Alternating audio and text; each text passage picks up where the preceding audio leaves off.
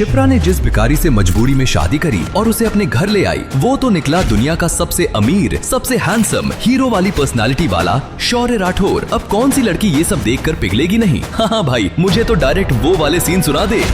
वो भी देख लेना। पर शो की कहानी भी किसी बॉलीवुड फिल्म से कम नहीं है। अरबपति शौर्य राठौर भिखारी बनने का नाटक करता है, पर अपनी पत्नी की डूबती कंपनी को डूबने से बचाता है, हेलीकॉप्टर में घूमता फिरता है और ससुर को बचाने के लिए गुंडों से अकेले भर जाता है। लोगों को लगता है वो कोई बहुत बड़ा चोर है, लेकिन जब उसकी असली पहचान सबके सामने आएगी तब सबके होश उड़ जाएंगे। एक बार शो चालू करके सुनिए, बंद नहीं कर पाएंगे। मेरी मत मानो, खुद सुनो और मुझे बताओ। मैं इस भिखारी से कभी शादी नहीं करूंगी। छोड़ो मेरा हाथ। दुल्हन के लाल जोड़े में सजी शिप्रा की आवाज पूरे पंडाल में गूंज उठी, लेकिन उसकी ये हिम्मत ज्यादा देर तक टिक नहीं पाई। अगले ही पल मुख्तार नाम के उस खतरनाक गुंडे ने उसके छोटे भाई राहुल की कनपटी पर बंदूक तान दी। नहीं नहीं, मेरे भाई को छोड़ दो। तुम्हारी दुश्मनी मुझसे है ना, तो मेरी जान ले लो।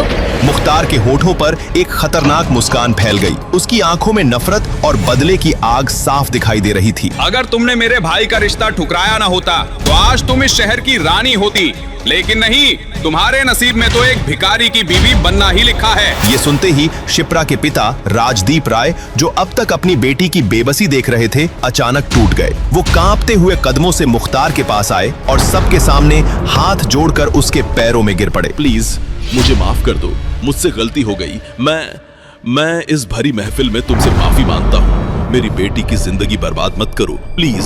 दरअसल कुछ महीनों पहले जब मुख्तार के भाई ने शिप्रा से शादी का प्रस्ताव रखा था, तो शिप्रा ने साफ मना कर दिया था। इस पर उसके भाई ने शिप्रा के साथ छेड़खानी कर ली और शिप्रा ने उसे जेल भिजवा दिया। इसी बात का बदला लेने के लिए कुछ देर पहले मुख्तार ने अपनी चाल चल दी थी। जब विहान अपनी बारात लेकर शिप्रा के घर की ओर बढ़ रहा था, तभी अचानक मुख्तार ने वो बारात रुकवा दी। ये शादी नहीं होगी।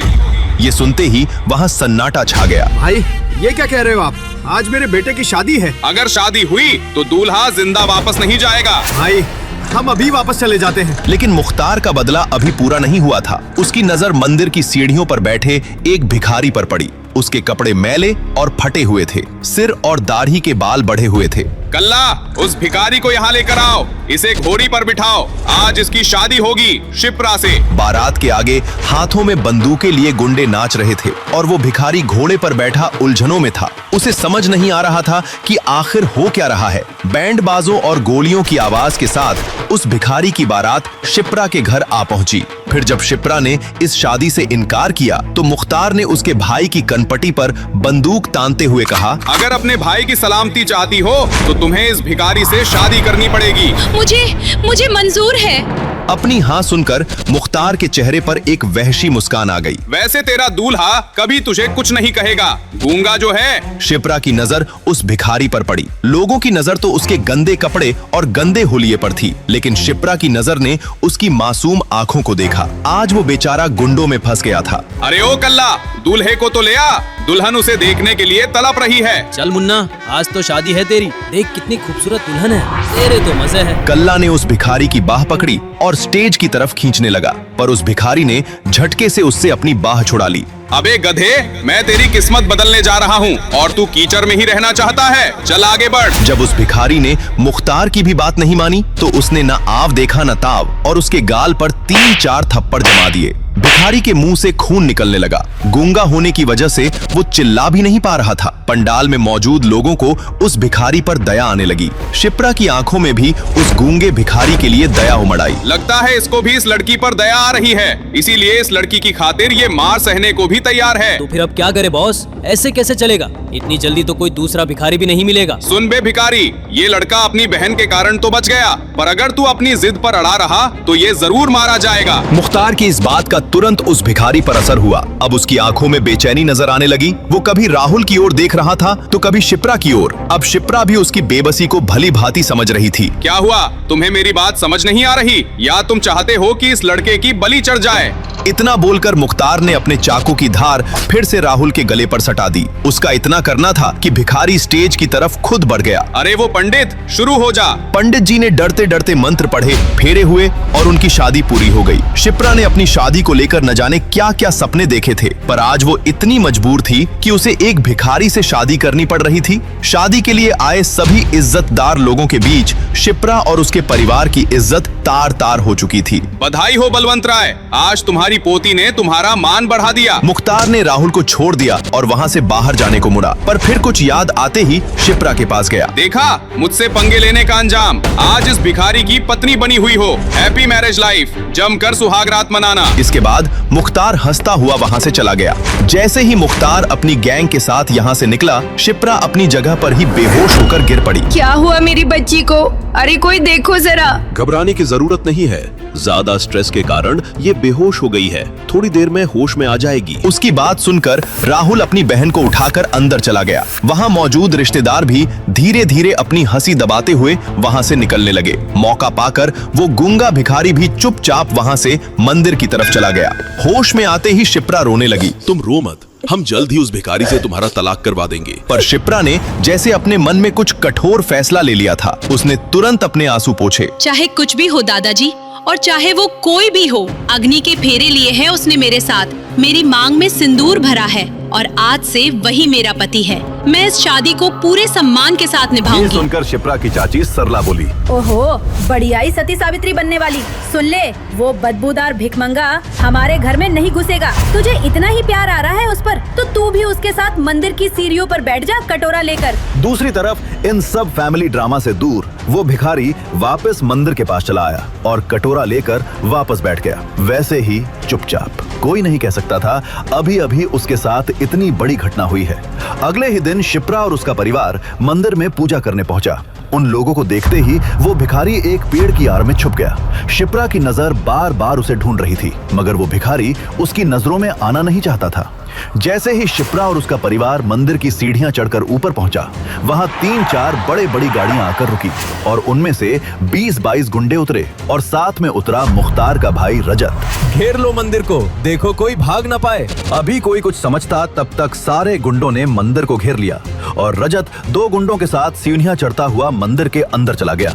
शिप्रा आंखें बंद करके मंदिर की परिक्रमा कर रही थी। अचानक उसे महसूस हुआ कोई उसके सामने आकर खड़ा हो गया है। उसने आंखें खोली तो सामने खड़े शख्स को देखकर उसके पसीने छूट गए। तुम, अब क्या चाहिए तुम्हें? तुम्हारे भाई मुख्तार ने मेरी लाइफ का मजाक तो बना ही दिया है। सुना है तेरी शादी किसी भिखमंगे से करा दी भैया ने, मगर मैं इस शादी को नहीं मानता। अभी इसी मंदिर में तुझसे शादी करूंगा और आज रात ही मनाएंगे हनीमून। शिप्रा के पूरे शरीर में बिजली की सिहरन दौड़ गई। वो वहाँ से भागी अपने परिवार की तरफ। रजत भी उसके पीछे पीछे भगा और उसका हाथ पकड़ लिया। मंदिर में मुख्तार के भाई को देखकर सबकी घिघी बांध गई थी। किसी की हिम्मत नहीं थी कि वो आगे आकर उसे रोके। शिप्रा पूरी ताकत लगाकर भी अपना हाथ उसकी पकड़ से नहीं छुड़ा पा रही थी। तेरा हाथ उस दिन मेरे गाल पर पड़ा था ना, ऊपर वाले की कसम, इस मक्खन जैसे मुलायम हाथ को पकड़ने की कसम खा ली थी मैंने मेरी। मगर अभी वो अपनी बात पूरी कर पाता, तभी उसकी दर्द से चीखने की आवाज से पूरा मंदिर गूंज उठा। शिप्रा ने उस गुंडे रजत के हाथ पर इतनी जोर से काटा था कि खून निकल आया था। रजत की पकड़ ढीली पड़ गई थी। होते ही शिप्रा ने उसे धक्का दिया और वहां से सीढ़ियों की तरफ भागी। रजत का गुस्सा अब 7वें आसमान पर था। मुझे काटती है हरामजादी, बहुत हुआ प्यार व्यार से बात, अब देख मैं क्या करता हूँ। ऐसा बोलकर रजत शिप्रा के पीछे हॉकी स्टिक लेकर दौड़ा।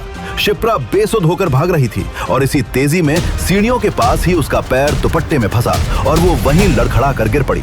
रजत उसके पास पहुंचा और गुस्से में चीखा, मुझे धक्का देती है, अब देख मैं तेरा सर कैसे खोलता हूँ। ऐसा बोलकर उस गुंडे रजत ने हॉकी स्टिक उठाया। शिप्रा ने डर के मारे अपनी आंखें बंद कर ली। वो समझ गई थी अब बचने का कोई रास्ता नहीं था। मगर 2 सेकंड बीते, 3 सेकंड बीते, उस पर हॉकी का वार नहीं हुआ। वो समझ नहीं पाई ये हुआ क्या। उसने अपनी आंखें खोली तो वहां का नजारा देखकर चौंक पड़ी। वही भिखारी, उसका पति रजत और उसके बीच था, शिप्रा के ठीक ऊपर, और रजत उसे बिना देखे दे दनादन मारे जा रहा था। उसके सर से खून बहा जा रहा था। अचानक रजत का भी ध्यान इस बात पर गया। उसने उस भिखारी को देखा तो हॉकी मारना बंद करके कहा, अच्छा पति परमेश्वर जी, ये अच्छा है, अब ये विधवा होगी और फिर मैं इसके साथ सुहागरात मनाऊंगा। विधवा विवाह तो अच्छी बात है ना, समाज सेवा कर रहा हूँ मैं। मगर खून से लथपथ उस भिखारी ने तभी अचानक एक छलांग लगाई और रजत को ऐसा धक्का धक्का दिया कि वो सीढ़ियों से गिरता हुआ नीचे गिर पड़ा। उसके शरीर से जगह जगह से खून बहने लगा। मगर तभी वहां पुलिस की गाड़ी आ गई। शिप्रा और उसके परिवार ने पुलिस को देखा तो उनकी जान में जान आई। वो दौड़ते हुए पुलिस के पास पहुंचे और जैसे ही इंस्पेक्टर से कुछ कहने ही वाले थे कि इंस्पेक्टर ने कहा, पकड़ के थाने ले चलो उस भिखारी को। मैडम आप घर जाइए, ये पुलिस का मामला है। मुख्तार भाई के भाई पर हमला किया है इस भिखमंगे ने, इसकी सजा इसे बराबर मिलेगी। मगर इंस्पेक्टर साहब, उसने तो मुझे बचाया है। अभी शिप्रा कुछ कहती तभी उसकी चाची सरला ने उसे बीच में टोकते हुए कहा, एक काम कर, तू भी इसके साथ थाने चली जा। जेल में तोता मैना का खेल खेलती रहना। ऐसा बोलकर सरला शिप्रा का हाथ पकड़कर जबरदस्ती वहां से ले गई। पुलिस वाले ने उस भिखारी को पकड़ लिया। वो भी चुपचाप उनके साथ थाने चला गया। थाने पहुंचकर इंस्पेक्टर ने उस भिखारी को उल्टा लटका दिया और बेल्ट से मारने लगा। साले, मुख्तार भाई से पंगा लेता है, तेरी चमड़ी उधेड़ दूंगा। मगर भिखारी अब भी चुपचाप मार खा रहा था। उसकी पीठ से खून बह रहा था, लेकिन उसने एक आह तक नहीं भरी। इंस्पेक्टर ने जैसे ही फिर से बेल्ट उठाई, थाने का दरवाजा धड़ाम से खुला। अगर अपनी नौकरी प्यारी है तो रुक जाओ इंस्पेक्टर। तुम जानते हो तुम किसे पकड़ लाए हो? हम सबकी वर्दी उतरवाओगे तुम। चलिए आपको हॉस्पिटल ले चलते हैं, बहुत चोट लगी है आपको। जय हिंद सर। ये भिखारी, इसने मुख्तार भाई के क्या मतलब सर? ये तो उस मंदिर का। कमिश्नर ने अपना मोबाइल निकालकर इंस्पेक्टर को कुछ दिखाया। वो देखते ही इंस्पेक्टर थर थर कांपने लगा। शौर्य राठौड़ ऐसे? माफ कर दीजिए, आप जो कहेंगे मैं मानूंगा। आपने बताया क्यों नहीं? उस मुख्तार की बातों में आ गया मैं। उसने तुरंत उस भिखारी को खोला और अपने जूते से खुद को मारने लगा। मैं ठीक हूँ और हाँ, किसी को पता नहीं चलना चाहिए मैं कौन हूँ। जी। भिखारी शौर्य वहां से निकला और वापस मंदिर के सामने जा अपने सर पर चोट वाली जगह थोड़ी मिट्टी रगड़ी और कटोरा लेकर बैठ गया, बिल्कुल चुप। उधर शिप्रा ने अपने घर की बालकनी से उसे देखा तो चौंक पड़ी। वो निकलकर उसके पास गई और कहा, आपको बहुत चोट आ गई मेरे कारण, मुझे माफ कर दीजिए, आप घर चलिए मेरे साथ। शौर्य ने कुछ नहीं कहा और चुपचाप उसके साथ उठकर चल दिया। जैसे ही वो लोग घर के दरवाजे पर पहुंचे, चाची सरला ने रास्ता रोक लिया। इस बदबूदार भिखारी को अंदर लाई तो तेरा सर होगा और मेरी जूती। इन सब का कारण तू है शिप्रा। किसने कहा था उस मुख्तार के भाई को झापड़ मारने को? चाची, जान बचाई है उसने मेरी। शोर शराबा सुनकर पूरा परिवार दौड़ा दौड़ा गेट पर आया। वहाँ का नजारा देखकर दादाजी दंग रह गए थे। सरला चाची बोले जा रही थी। अभी सरला आगे कुछ कहती कि दादाजी गरजे, सरला बस बहुत हुआ। उसकी जगह तेरी बेटी होती तो क्या तू उसका ब्याह उस गुंडे से कर देती? शिप्रा ने जो किया वो सही किया। अगर तुम्हें कोई दिक्कत है तो तुम घर छोड़कर जा सकती हो। इसे मॉल ले जाओ और इसके लिए कुछ अच्छे साफ कपड़े खरीदवा दो। सब ये सुनकर सन्न रह गए। सरला चाची चुपचाप अंदर चली गईं। दादाजी ने शिप्रा से उस भिखारी की चोट पर दावा लगाने को कहा और अपने पोते राहुल से कहा, जी दादाजी। थोड़ी ही देर बाद राहुल उस भिखारी शौर्य को बाइक पर बैठाकर मॉल ले गया। पहले तो वहाँ मॉल के गेट पर ही गार्ड ने भिखारी को देखते ही उसे रोक दिया, मगर फिर ये जानकर कि राहुल किस परिवार से है, उसे उस भिखारी के साथ अंदर जाने दिया। अंदर पहुंचकर राहुल ने उसे कुछ कपड़े दिलवाए और चेंजिंग रूम की तरफ ले गया। ये देखो, इसके अंदर जाकर तुम ये कपड़े पहनकर देख। और बात करते करते दरवाजा खोलकर देखते हुए अचानक राहुल की बोलती बंद हो गई। उसने जैसे ही एक दरवाजा खोला, अंदर से किसी लड़की के चीखने की आवाज आई, बचाओ। राहुल ने झट से सॉरी बोलकर दरवाजा बंद किया। वो लड़की दरवाजा बिना लॉक किए ही चेंज कर रही थी। उसने पीछे पलटकर देखा, भिखारी शौर्य किसी चेंजिंग रूम में घुस चुका था। राहुल वहां से बाहर आया। तभी एक हट्टे कट्टे पहलवान टाइप लड़के ने उसका रास्ता रोकते हुए कहा, क्यों बे, मेरी गर्लफ्रेंड का एमएस बनाता है? चुप, बिल्कुल चुप। कान पकड़ के मेरी गर्लफ्रेंड के सामने मुर्गा बन और कुकड़ू कू सॉरी बोल। क्या? वो दरवाजा अंदर से लॉक नहीं था।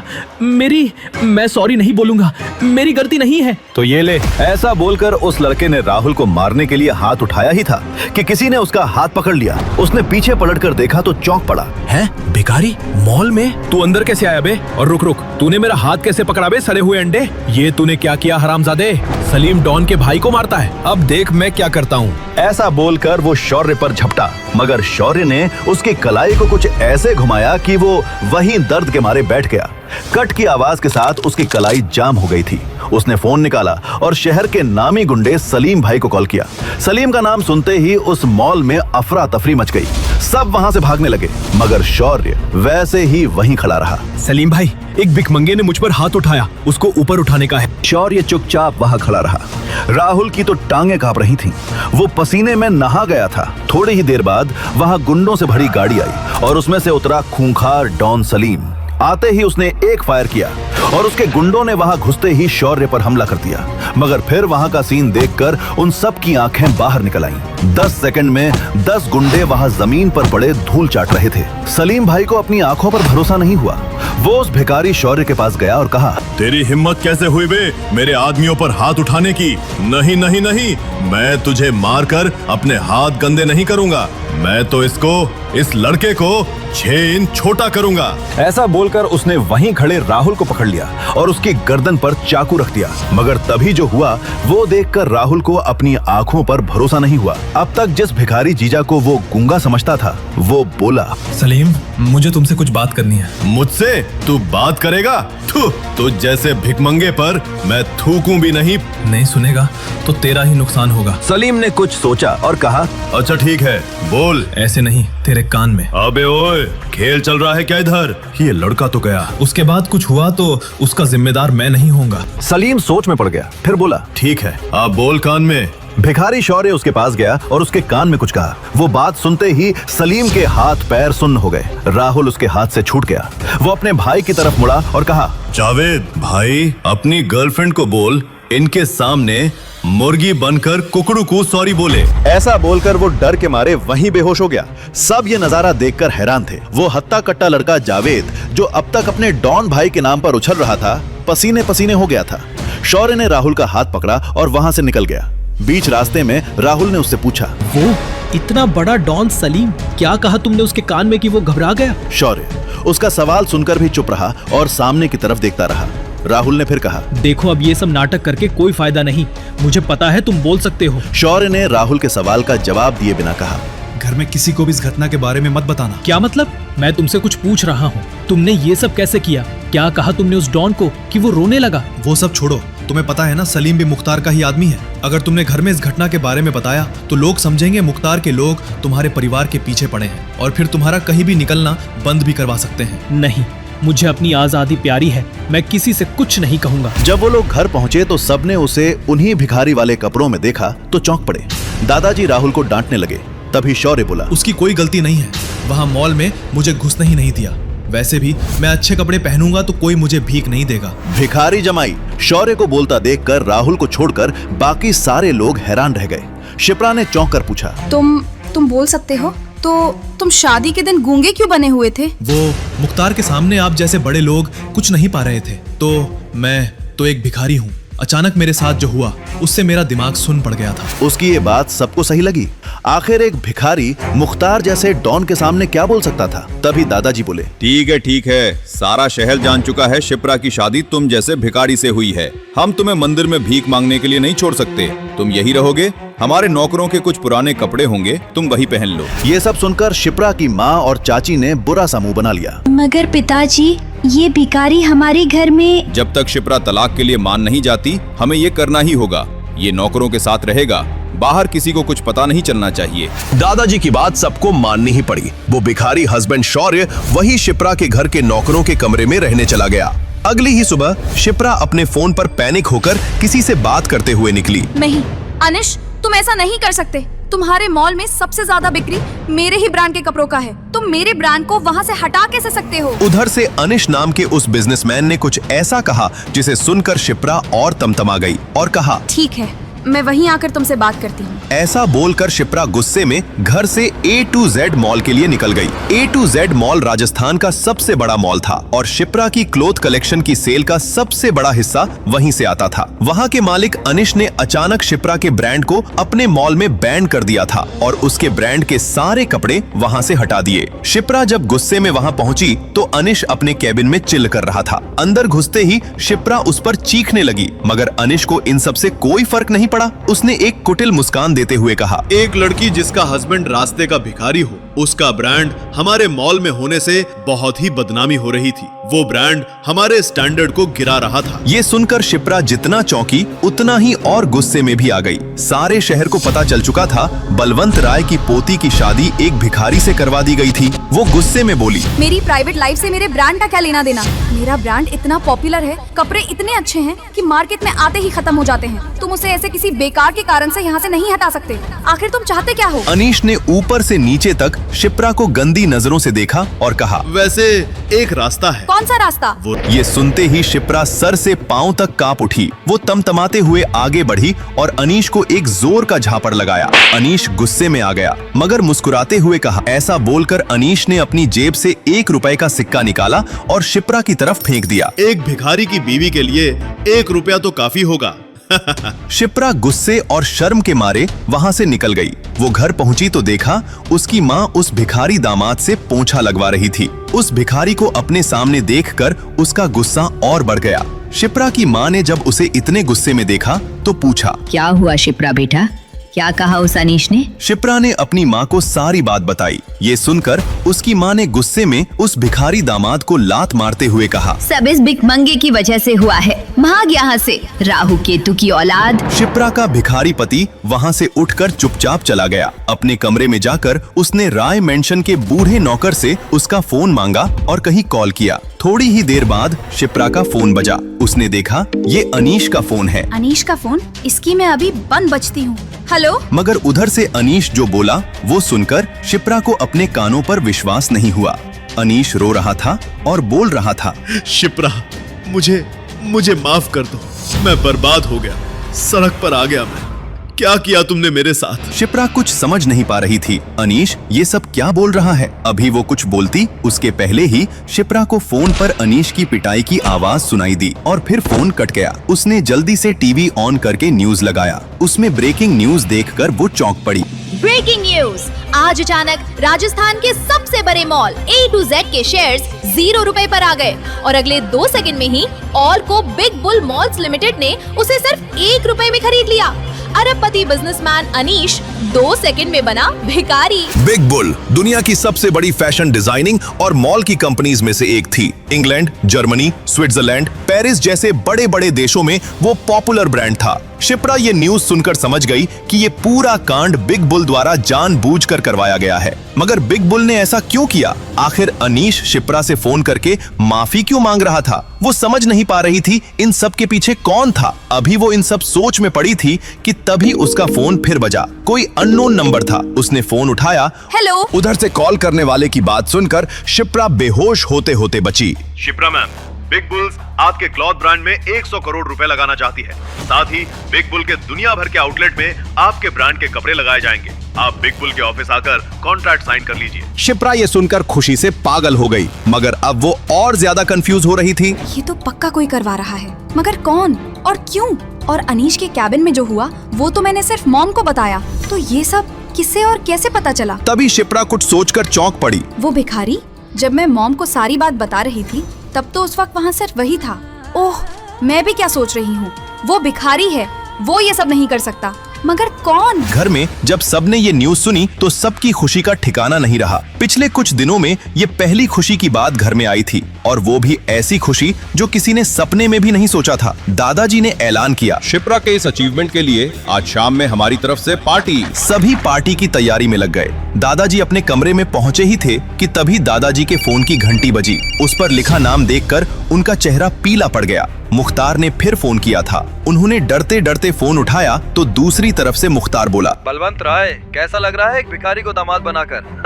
तुम क्या चाहते हो? एक तो तुमने शिप्रा की शादी जबरदस्ती उस भिखारी से करवा दी, उसके बाद भी तुम्हारे उस गुंडे भाई ने फिर से मेरी पोती को छेड़ा। हमने दर्द दिया है, हम ही दवा देंगे। अपनी पोती को बोलो मेरे भाई पर से केस वापस ले ले, फिर कोई तुम्हारी फैमिली को कभी परेशान नहीं करेगा। एक काम कर, आधे घंटे में मुझे होटल राजकमल में मिलो, मैं बताता हूँ क्या करना है। ये सब बातें सुनकर राय फैमिली में अफरा तफरी मच गई। पता नहीं मुख्तार नाम का वो गुंडा अब क्या करने वाला था। दादाजी होटल राजकमल जाने की तैयारी करने लगे। शिप्रा ने कहा, दादाजी मैं भी चलती हूँ आपके साथ। नहीं, पता नहीं वो क्या कर बैठे। सिर्फ मैं और तुम्हारे पापा जाएंगे वहाँ। अगर हमें 2 घंटे से ज्यादा लगा तो तुम पुलिस को फोन कर देना। ठीक है दादाजी। दादाजी और शिप्रा के पापा तैयार होकर बाहर निकले तो पता चला ड्राइवर छुट्टी पर है। शौर्य भी अब तक नहाकर नौकरों के कपड़े पहनकर वहाँ आ चुका था। दादाजी ने शौर्य से पूछा, तुम्हें ड्राइविंग आती है? हाँ, चलिए मैं ही आपको ले चलता हूँ। भिखारियों जैसी दाढ़ी में नौकरों के कपड़े जो कि शौर्य को ठीक भी नहीं आ रहे थे पहनकर वो दादाजी का ड्राइवर बनकर गाड़ी को होटल राजकमल ले गया। दादाजी और शिप्रा के पापा जल्दी से अंदर चले गए और शौर्य वहीं पार्किंग में बैठा रहा। राजकमल होटल राजस्थान के सबसे बड़े होटल्स में था। वहां आने वाले लोगों के ड्राइवर भी महंगे कपड़े पहनते थे। वहां बलवंत राय के ड्राइवर को ऐसी हालत में देखकर सब उन पर हंस रहे थे। उधर जब शिप्रा के दादाजी बलवंत राय और शिप्रा के पापा अंदर पहुंचे तो मुख्तार ने उनसे कहा, मैंने गुस्से में आकर उस भिखारी से आपकी पोती की शादी करवा दी। इस बात से मेरा भाई नाराज है। अगर उससे आपकी पोती की दोबारा शादी करवा दी जाए तो वो शांत बैठ सकता है। क्या? मगर शिप्रा उस भिखारी को तलाक देने को तैयार नहीं है। तो फिर मेरा भाई आपकी फैमिली के साथ क्या करेगा उस पर मेरा कोई जोर नहीं। क्या? तो बोलो क्या करना होगा। मेरी पोती और तुम्हारे गुंडे भाई के चलते हमारे पूरे परिवार की जान पर बनाई है। अगर वो भिखारी ही इस दुनिया में ना रहे तो? हाँ ये सही है, मैं उसे अभी बुलाता हूँ। तुरंत मुख्तार का एक आदमी शौर्य को बुलाने चला गया। जब वो आदमी शौर्य को लेकर होटल के गेट पर पहुंचा तो गार्ड ने उसे रोकते हुए कहा, ए रुक, इस भिखारी को अंदर कहाँ लेकर जा रहा है? सड़क का ढाबा समझ लिया है क्या? अबे हट, ज्यादा बड़बड़ की तो 1 सेकंड के अंदर तेरी लाश यहाँ मिलेगी। शोर शराबा सुनकर 4 मुष्टंडे हट्टे कट्टे गार्ड वहां पहुंच गए और उस गुंडे को पकड़ लिया। तभी भिखारी शौर्य बोला, मुख्तार डॉन ने बुलाया है मुझे अंदर। मुख्तार का नाम सुनकर उन सब ने अपना हाथ नीचे कर दिया। वो डर के मारे कांपने लगे और एक तरफ हट गए। गुंडा शौर्य को लेकर अंदर गया। पूरा होटल एक भिखारी को वहां देखकर हैरान था। मुख्तार का आदमी शौर्य को लेकर उस कमरे में पहुंचा। वहां बलवंत राय और शिप्रा के पापा पहले से तैयार बैठे थे। जैसे ही भिखारी शौर्य अंदर घुसा, बलवंत राय और शिप्रा के पापा तेजी से उठे और हड़बड़ाकर कहा, अब ये भिखारी तुम्हारे हवाले, जो करना है इसके साथ करो। ऐसा बोलकर वो दोनों बाहर से दरवाजा बंद करके वहां से भाग गए। अंदर अब बस मुख्तार और शौर्य थे। मुख्तार ने अपनी बंदूक निकालकर शौर्य के सर पर रख दिया। भिखारी होकर अमीरों के पैसे पर ऐश करना चाहता है? चल तुझे भिखारी की लाइफ से आजादी दिलवाता हूँ, बस एक गोली और तेरे ऐश ही ऐश। और तभी शौर्य बोला। ये देखकर मुख्तार के होश उड़ गए। उसने भी सोचा था ये गूंगा है। शौर्य बोला, साहब मेरी एक अंतिम इच्छा है, वो पूरी कर दो। मुझे बस एक फोन करने दो। अच्छा, तेरे पास भी फोन करने के लिए रिश्तेदार हैं? सही है भाई, चल कर ले अपनी अंतिम इच्छा पूरी। ऐसा बोलकर मुख्तार ने अपना फोन भिखारी शौर्य को दे दिया। शौर्य ने फोन लिया और एक नंबर डायल किया और बस एक मिस कॉल देकर फोन कट कर दिया। मुख्तार ये देखकर हंसने लगा। अबे ये तुझ जैसे भिखमंगे का फोन नहीं है कि मिस कॉल दे। मुख्तार डॉन का फोन है, मुख्तार डॉन का। कर ले बात, तेरे पास बस 1 मिनट है। अभी मुख्तार डॉन अपनी बात भी पूरी नहीं कर पाया था कि तभी वहां आसमान में हेलीकॉप्टर्स की आवाज गूंजने लगी। होटल के सामने धुल का गुबार छा गया। मुख्तार चौंक पड़ा। हेलीकॉप्टर्स, ये किसने बुलाया? ए भिखारी, किसे मिस कॉल दिया था तूने? कौन है तू?